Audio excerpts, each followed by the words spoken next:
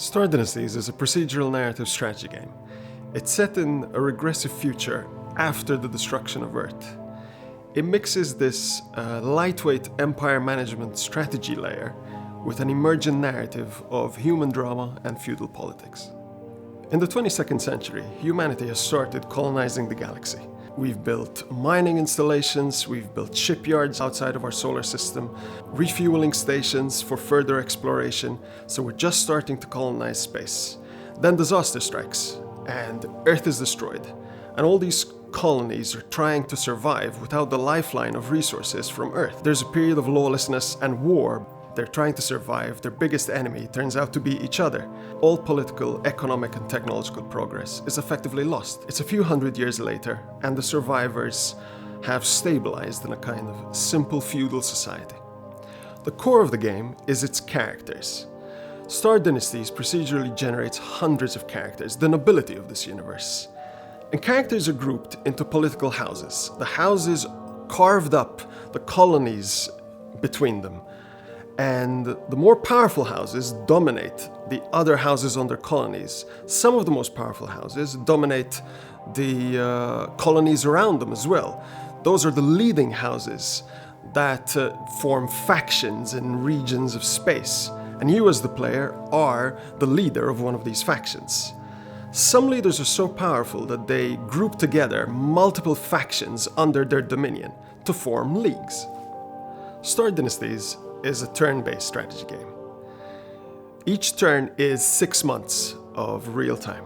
You've got action points, because that represents the fact that you're one character and you've got limited time and attention that you can spend within those 6 months. In your turn, you've got a variety of personal and political actions that you can take, and then after you take those actions, the hundreds of characters that make up the rest of the game, they take their turn. And you get to see the important slice of that. That's what generates the emergent narrative of the story, of your story.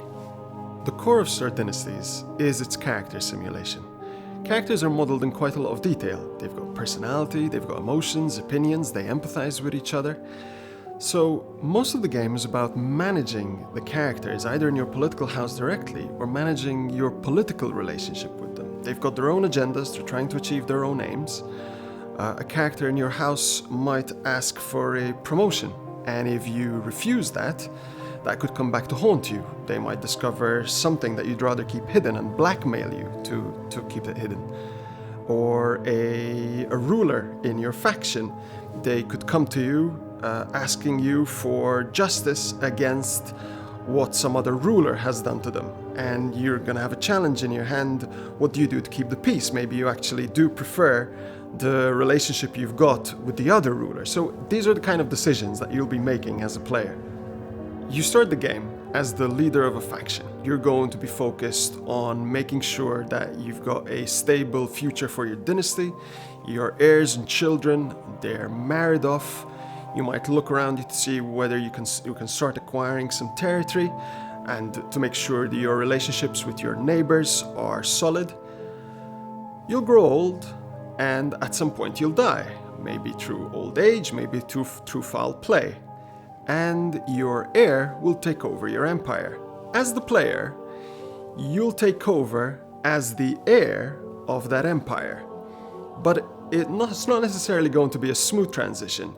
You'll keep your empire, but your new heir is going to have to build their own relationship with these characters, with their vassals, with the peers around them.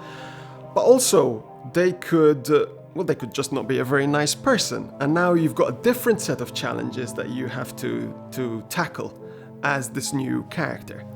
I've been a lifelong player of strategy games, particularly empire management strategy games like Civilization.